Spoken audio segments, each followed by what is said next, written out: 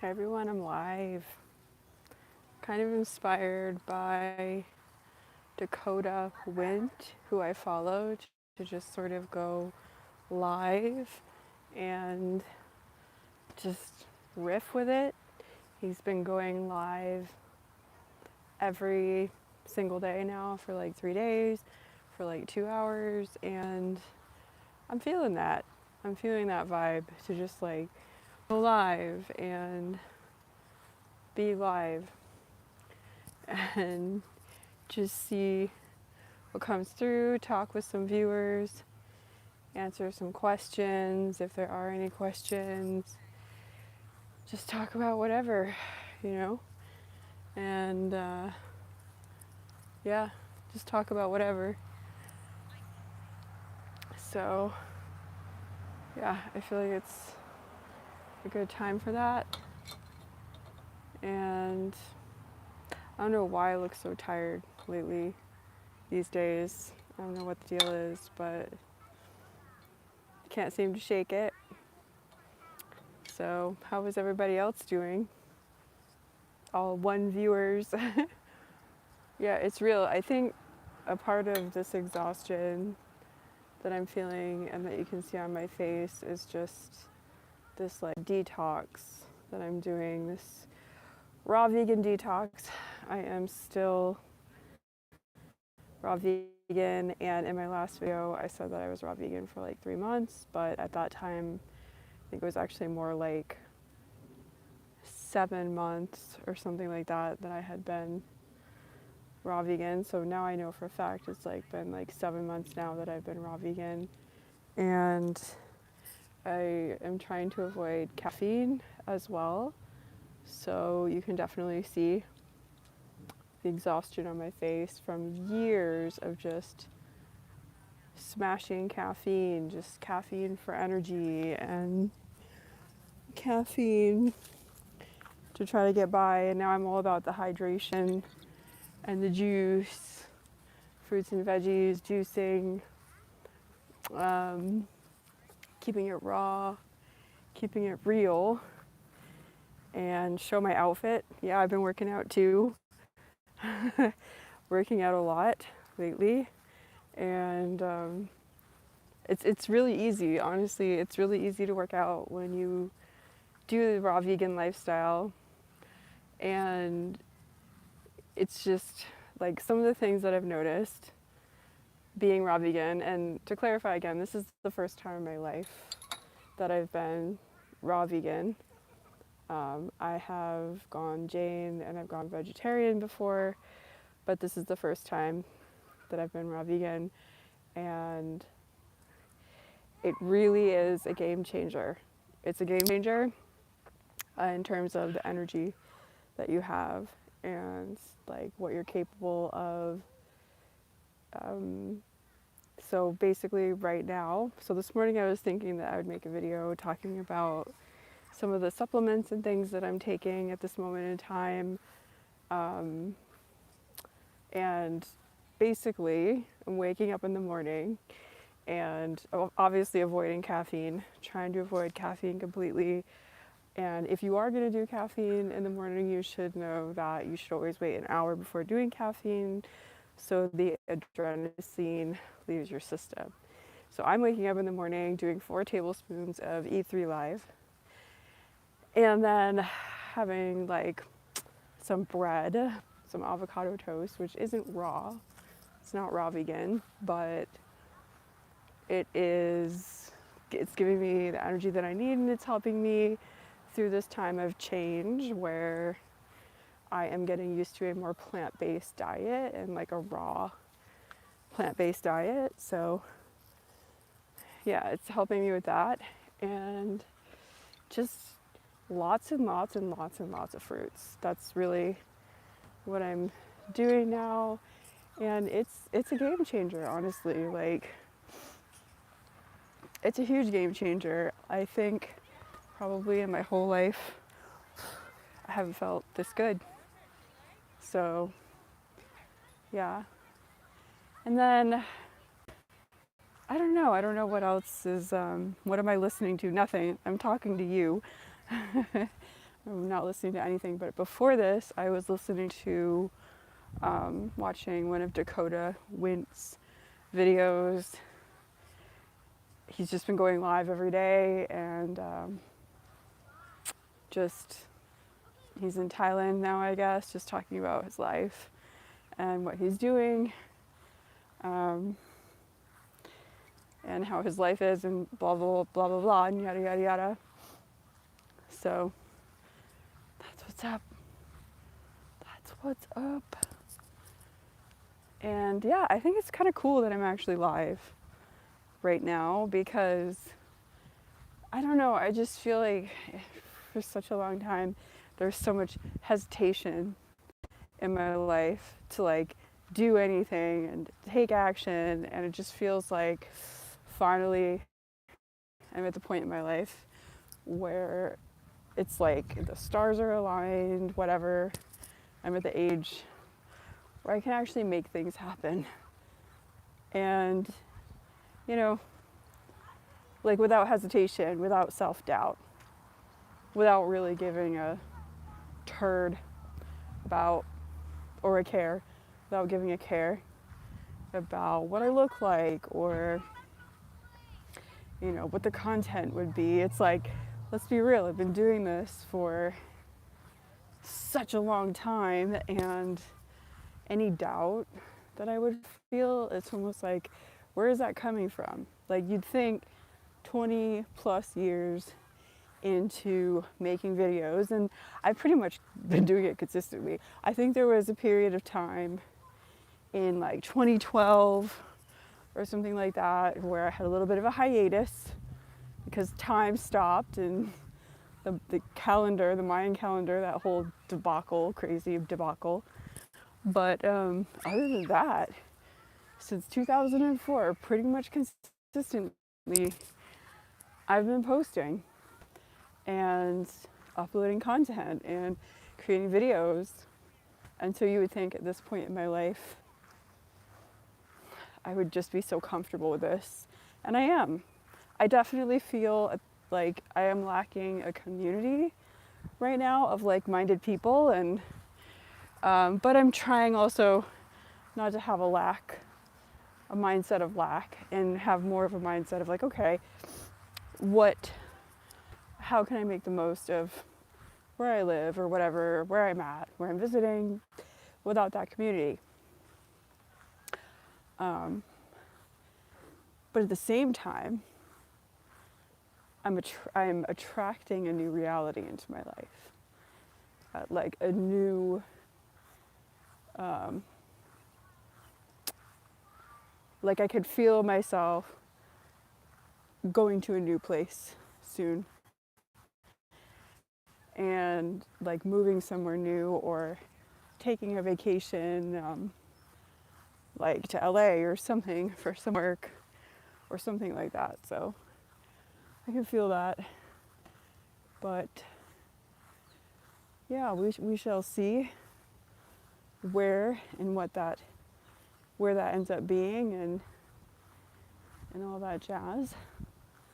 So at the playground, I'm just looking. My daughter, where'd she go? She's like hiding. There she is. Yeah. So yeah, that's what's up with me lately, and I don't know what else to say. I mean, I moved back to this area in Eastern Connecticut to be closer to my grandfather, who passed away like a year ago. Oh God, has it been 2 years? A year ago now? I don't know. 98, almost 99, right before his 99th birthday. Like, I was going through the stuff at the farmhouse the other day, and I found 2 candles that we didn't use, 99, and I got kind of emotional because I think it was like a month before, or something crazy like that, before his 99th birthday. And so the whole reason I moved back to this area 3 years ago, I wanted to get involved in the family farm and the property. I had hopes that other members in the family would let me maybe get some chickens, grow some veggies, you know, something like that, revive it so we could bring some money in and hopefully not have to sell it. And it just didn't happen. It was one challenge, one obstacle after another. You know, my mom was afraid about the chickens, and it's not just about her fear, you know. She was like, well, if we get chickens and it crosses the road, someone will sue us. And really, the reality was, when you have a grandparent who is 98,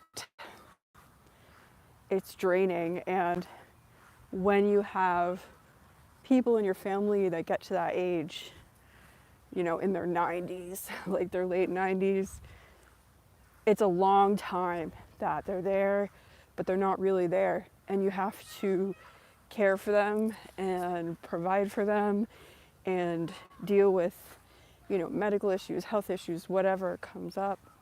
And then also help them transition in the sense of, you know, prepare them for the end of their life and like their property and just all that jazz. So, you know, it was not the best timing. And I think really looking back, the only time that I could have integrated myself into the farm to try to do something with it would have been maybe 20 years ago, you know, 15 years ago, when my grandfather was young and wasn't stressed about the unknowns of me inheriting his property or me growing food on his property, you know, or having chickens, because he was able-bodied at that time and he could have stepped in should there have been any issues. So that's the way it is. Like, there's a lot of people out there right now, I watch them, like Dakota's one of them, and he just travels a lot and talks about how he's not really there for his family and doesn't really have time. But the reality is you kind of have to make time, because otherwise you'll find yourself finally coming into alignment with your heart and the people that you really truly love and want to give time to and devote time to, but it'll be too late. It'll be too late to reintegrate into their lives, or maybe they have just gotten older and now they're living their own life. I mean, travel is great, but you really miss a lot. And I'm not saying your family could fall out of love with you. It's not possible. But they get their own lives without you in it. And so yeah, just this whole process of going through at the farmhouse, and we have like a couple more days to clean it out before the new people, I guess, like I think they're moving in the end of July. And at first I was really emotional about it. I was like, geez, I don't know if I can do this. I mean, it's on that property, so my grandfather had like 20 acres, and my dad bought a small amount of that acreage from him and built this gorgeous house that we grew up in. I lived there till I was like 10. And then my grandfather gave him a bunch of wood as well to build that house. So it was very special. So I basically grew up there for 10 years of my life. So at 40, I'm only now parting with this property. You know, like with this sort of culmination of my childhood, right? It's like, I'm very lucky to have something like that in my family for as long as I have. But I thought it would be really, really difficult. But what I realized is, even though that property is such an important part of my life and it brings me so much peace, and I was thinking, like, how could I lose that? You know, it's crazy that no one in my family could afford it. And that says a lot about the economic times that we're in, right? I mean, my grandparents had 5 kids, those kids had kids, and those kids had kids, and those kids had kids. So it's like 5 kids, or 4 now, 5, 6, I don't remember, 6 kids they had, and like 30 plus grandkids, and not a single one of them could afford it, or didn't want it, or didn't prepare to have that. And it says a lot. It really says a lot about where our priorities are as an American culture right now. Like how consumeristic people have become. But I was really lucky because I had this beautiful realization. I inherited my grandparents' kitchen table. And one of my favorite things to do was go there and sit with them and have tea. And sometimes just sit with them and just feel present and feel presence and not talk or just kind of be there. And it was just so wonderful, and I brought that table into my home, and it just changed my life overnight. You know, I was in this really awful repetitive phase with my daughter. We'd wake up and just kind of be not sure how to direct our mornings, you know. Like sometimes we'd eat at the table our breakfast, sometimes we wouldn't. And then bringing this table in, and I got my Nana's toast trays and everything. Basically, when I used to sleep over there at my grandparents', we would start the day off with toast. Always, you'd wake up, go to the kitchen table before you did anything else, and she'd prepare juice or breakfast or toast or something for you. And so now that's what we do. And it's crazy how a table could do that. Like I had a table before, I inherited it from my mom, but it didn't really have those memories attached to it. It didn't, and it didn't have that energy, you know? And it's just wild how objects like that can change our life in such an amazing and positive way. And it just brought me to the realization of just how, as families today, we are not really raising kids with the best family values. And I'm a conscious parent for sure. That's my jam, is conscious parenting. But even still, I was sucked into this whole, like how do we wake up in a peaceful way with the reality that we're surrounded by EMFs and iPads and distractions and, you know, distracting personalities and like all these things, right?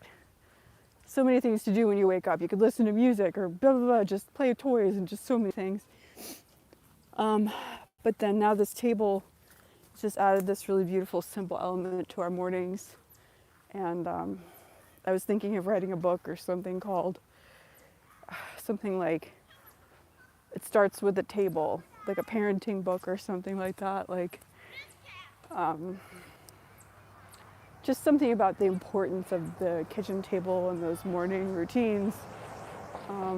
Because I realized, so my grandparents, they instilled me with a lot of, how many meters have I walked today? Got a lot. And I jogged before this. I'm telling you, that raw vegan lifestyle, it's hard to stop moving. But so I really attribute my grandparents to a lot of my success. Like the stage that they gave me, so to speak, to be heard. They were very kind grandparents. And just having that space, you know, that space at the table. It's I think for families and for kids especially, it's a really unifying place, you know, where you're not looming above your children, right? Because they're so small and you're so tall. You're sitting down together and looking each other in the eye and having a beautiful conversation about whatever, your feelings, just whatever. It gives kids especially a sort of stage, a sort of platform to voice how they're feeling or what they're going through, you know. And I just want to put that out there because I feel like that was such a game changer for me. And it's beautiful how we can still inherit memories and learn things from our family members even when they're no longer around or present with us, just through inheriting a kitchen table, right? And so, yeah, yep. And I've also realized that they did give me a certain amount of peace. I was lucky to have the farm as long as I did. And I will forever hold that in my heart. And one day, probably, most definitely, will have that peace again in terms of owning a space that reflects my inner peace. Because one could say that, well, he was lucky and land was cheap back in my grandparents' day. I think he bought that land. They just sold that land for $500,000, I think, with the house on it. And I think, quote, I don't know exactly, but I think he bought it for like, I don't know, $1,000, $5,000, $6,000, way back in the day, years ago. So, yeah, I think he had a certain amount of inner peace, and he attracted a piece of property, some land, that reflected that peace. And just talking on real food really quick, I think one thing that we really need to work on, and I think it starts with the individual. It starts with the individual first. Like, you can't save the world, but you can put real food in your body, and you can put yourself in a position where you're growing real food and you're eating real food.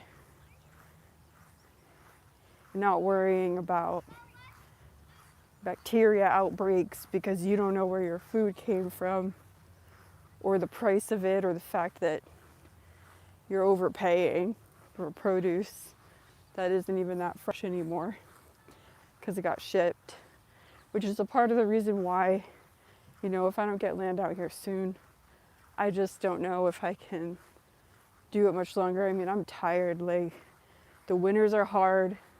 The food is not fresh. I don't care, like, the bananas, pretty much, I think other than apples, it is not an easy life out here, and I don't feel like human beings in New England have really figured out yet how to truly be healthy. Like, I love E3 Live, but a life surviving on E3 Live, frozen algae from Klamath, Oregon, is just knowing that there's all that fresh fruit out there and food. I don't know, it just feels tough. And so one day maybe I'll be back, or maybe I'll come into enough money that I can have a greenhouse in New England and have a fruit farm and afford that year round. That'd be expensive. But we never know. But I do know that the astrology this year is powerful, especially this month of July, for making big changes. And I'm just here to play, ready to play the game of life, ready to show up, no longer fawning or whatever, being sheepish, just living, showing up for life in a way that doesn't feel compromising, showing up for the life that I want to live. And as a parent, that's been challenging in its own ways, days when I want to go for a run and my daughter doesn't want to, but she needs me too. And so I can't go and take care of myself. And in that sense, like, we do need the village. We really do. And I think a part of this massive awakening for people in this year will be this sort of individual realization of how much we need people. I can't tell you how many times I've seen women at the park, at the playground, wherever, exhausted, holding their kid.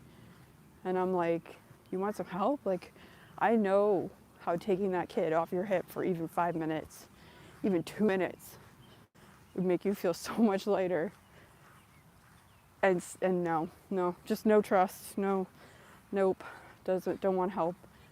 So we really need to open our hearts, open our minds to each other, and realize that there's a lot of fear out there. If you're just consuming fear and that's your jam, then that's what you're going to see in the world. But the reality is there's more good people out there who truly want to help try to make your life beautiful. So, pretty quiet in here. I think I'm going to head out now. But so good catching up with you all and going a little live and posting a video for Live for a Change. I've been wanting to go live for such a long time, but I just haven't found the peace, and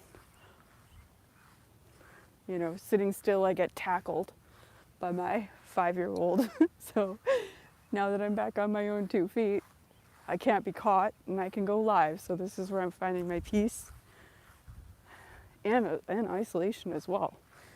I can walk away from any noise and chaos and tap into my own flow, my own vibe, my own thoughts.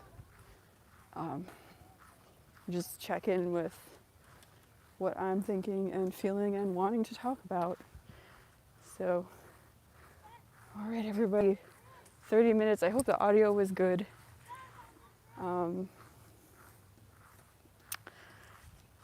And yeah, I'm gonna take a little stroll over here, see if maybe I can get really far away. See if in the silence, away from the playground, I can find some other intuitive thoughts to share with you all.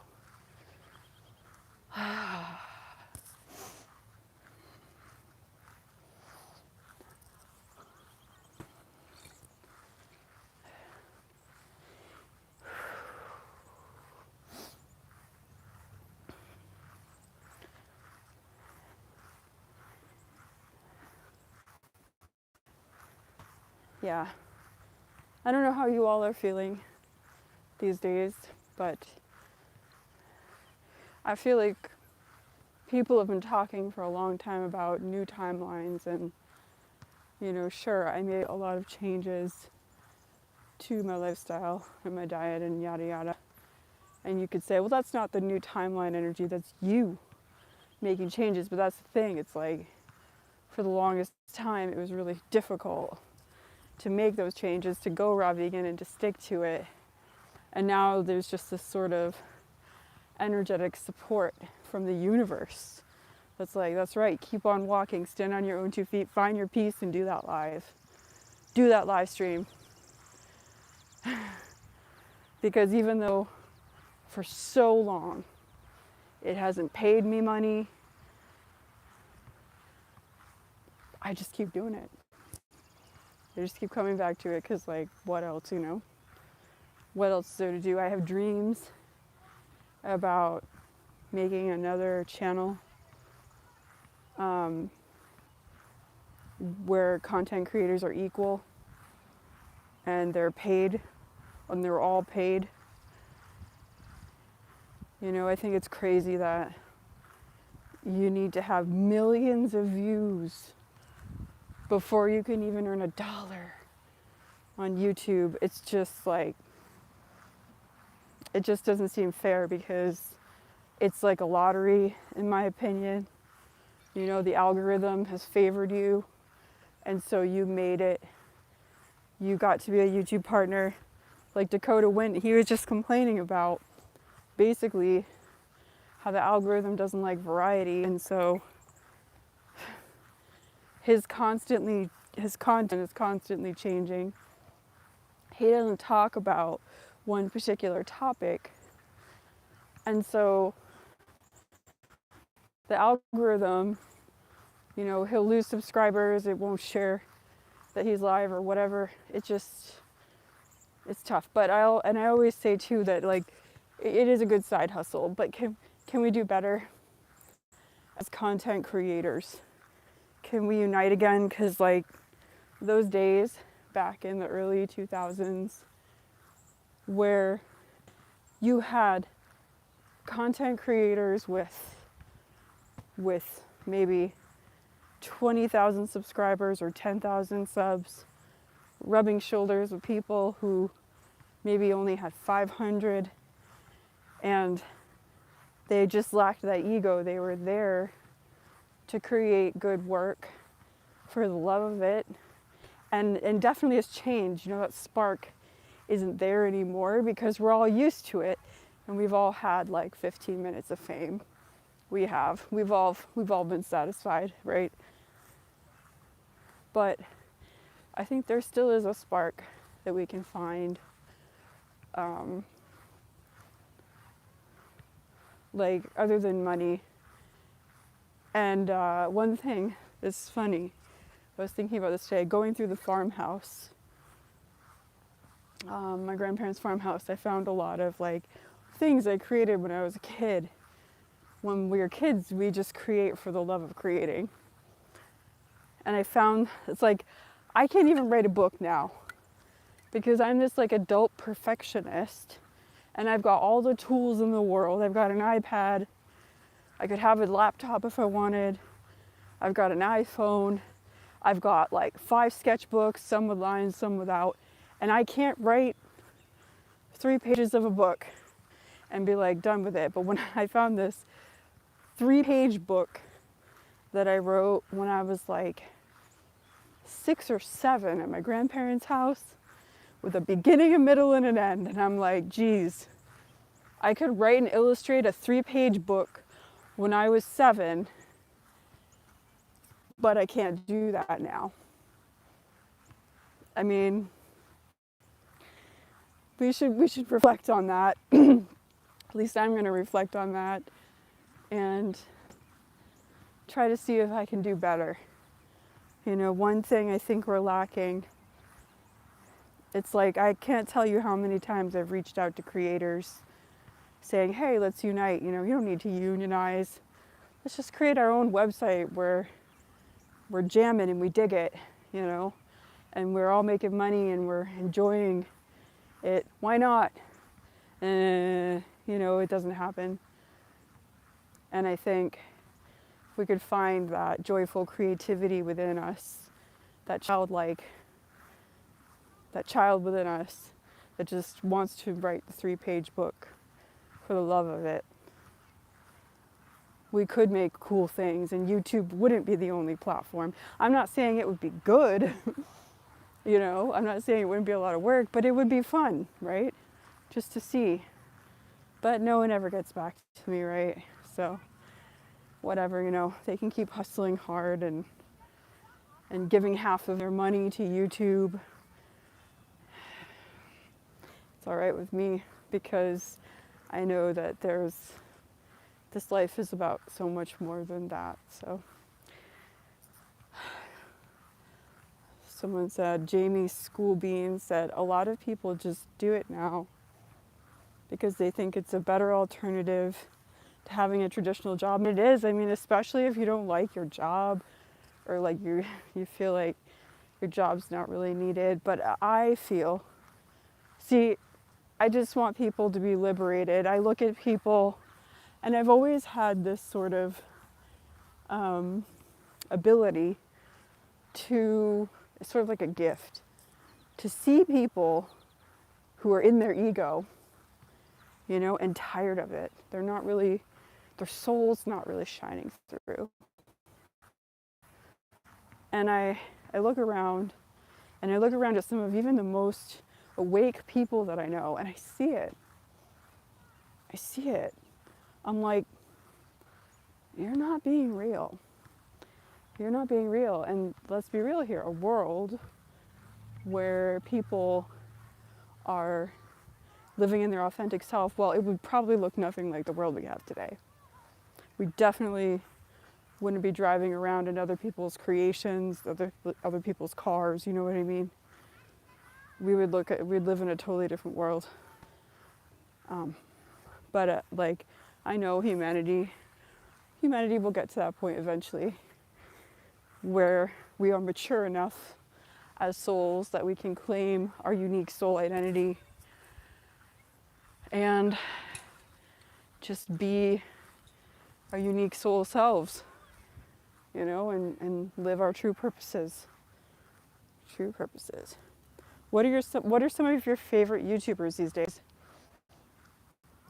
So Dakota Wint I've been liking recently a lot because there's just something chill about what he's been doing with his live stream. And there are a lot of YouTubers that I follow for different reasons, different purposes, you know, for information or whatever. Stefan Burns is great. He's a geophysicist, but sometimes it gets really heavy. Like he has a prediction out there right now that California is about to get struck by a massive quake. And sometimes I just can't take that in, you know? It's too much. It's like, and sometimes it happens, sometimes he's right, sometimes he's wrong. A lot of times he's right. He follows the sun basically, so. And then I like to follow a lot of different astrologers. Leo King is one. Who else do I follow? Wow, it's like a trivia. Without looking, I have to try and remember. Oh gosh. Who else? Who else do I follow? I listen to a lot of music on YouTube these days, and honestly, like I haven't been watching like too many YouTube videos. I've been really busy. Like I'll watch like one at the end of the day, and sometimes it's like a Dharma talk or something. But I've been trying to follow like more cool YouTubers too, you know, because I'm feeling a little out of it, just following like Upanishads and stuff like that. But God, who else do I follow? I have to like, I can't even, it's like one of those things, like close your eyes right now and don't, like just close your eyes right now and tell me what you're wearing. Like some people without looking would be able to tell you, some people wouldn't, right? It's like one of those experiments. So, geez, that's tough. I can't think of it right now. Yep.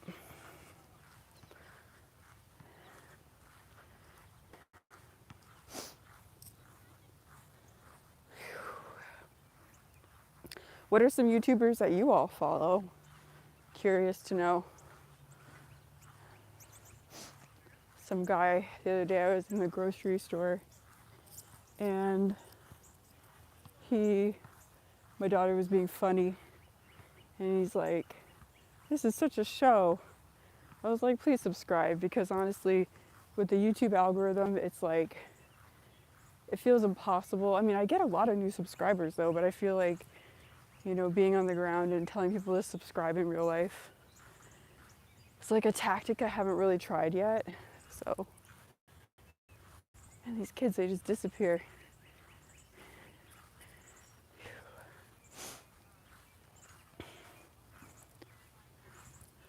But yeah, I follow too many different YouTubers, honestly. And like that time that my YouTube channel got deleted, like it was kind of a relief because it's like, that was work. I mean, like subscribing to all those people over the years, and then one day it was gone and I didn't feel committed to have to commit to watching them. I follow a lot of yogis as well, yoga channels and things. But James is Cool Beans says, business history stuff like Bright Stuff Films and The Company Man used to watch Adam and The Woo. DJ D.I. Gamage says, "Oh my God, I followed too many as well, no matter how much I try to catch up, even foregoing TV shows, my queue only grows. Theme park history, Function Land." Yeah, so I've been watching a lot of Miyazaki movies lately because they're really like the G-rated ones with my daughter. And they're awesome. They're so good. I feel like it's like if you had to watch a movie, this is like watching fine art, like alive, like fine art, like alive. Our favorites are Kiki's Delivery Service, My Neighbor Totoro, Totoro. We just watched another one called My Name something Marnie, really interesting one. And I just feel like they're such good films. Like the Japanese, they really know how to make movies. Like there are not many G-rated movies that I can watch with my daughter and not be like, oh my God, this is too much. Like some of these kids' movies, Zootopia, and just, I'm like, what are you getting out of this? It's just like loud and CGI and like just crazy. And that's like the majority of these kids movies. And then like Disney is a little heavy. Like I'm gonna be real, these kids movies, I thought to myself it'd be so cool to create a video production company or movie film, I don't even know what they're called, like well I'm off to a great start, called like Gray Days. Or we could also make kids movies where it's just like these really positive movies like that are just cinematically beautiful without all of that drama that sucks you in. You know, I can't do any more of the drama. Seriously, it's just like life in itself without this hypnotic screen that's telling you everybody else's story and it's not even a real story. And then you have no energy for the people in your life who have real life drama because, you know, I'm sorry to those of you who watch shows, but like, that's the reality of it. Like, I know a lot of people in my life who talk about TV shows they like to watch and series they like to watch, and I'm like, you know, my life is very interesting, and maybe if you got to know me on a deep level, you could appreciate my mundane life because I'm real and I'm 3D and like I could cook dinner for you too, you know.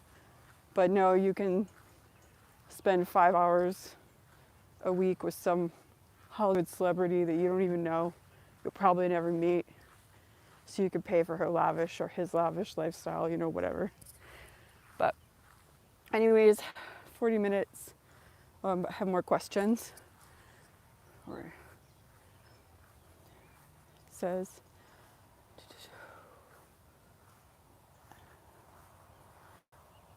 and of course I never go to the YouTube homepage, just my subscriptions page. Yeah, I do the same thing. They're putting all those back in theaters for the anniversary, hoping to take my kids to Spirited Away. Yeah, Spirited Away. I was gonna have her watch that the other day, but it's like, it's kind of dark. It's a little dark, you know, with little goblin creatures and the river spirit and all, but I think it's still a beautiful film, and that's the intention I'm coming from when I show it to her. Like, it's a gorgeous film, and she's told me she wants to be an animator. You know, she's inspired watching these movies, and her dad and I are working to create a children's animation app so she can start to fulfill that dream already. And it would just be like a simple kid-friendly animation app, like one that she could navigate and use, just, you know, like a flip book basically, but with pictures and kid-friendly buttons. But yeah, they're really, really gorgeous movies.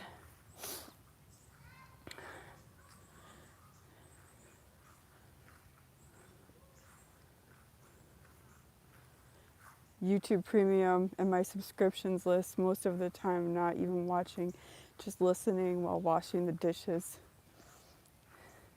I'm so far behind on TV with the shows I haven't watched. The shows that are now hitting their nostalgia cycles. Hey, that's okay too, you know, like I love a lot of these old movies because they're like peaceful. They don't have, and I feel like that's how they should be, you know, like if these movies are going to take us to another place, it might as well be a good place, right? But I am going to end this live stream, and it was so great catching up with you all and posting one after such a long time. And have a great summer. I hope you're having a great summer. I hope you enjoyed my comedy, my last comedy bits. That was for me the other day. Leo King got me going on it, the whole Barbo's basket thing. Just sometimes Leos are so funny, you know, when they're really fed up with something, that's when the humor really comes out of them. And man, he really had me going with that Barbo's basket thing. I was cracking up. But yeah, and so that was better than caffeine for me. Like laughing will really wake you up. And I was like, I've got to pay this forward. This is hilarious. Like, so, you know, it wasn't the funniest thing I've ever done, but come on, I'm making faces and whatever. And I'm sure maybe someone got a laugh out of it. So hi from Hiroshima, hello. Wow, Japan, that's a long way away. Thank you for being here.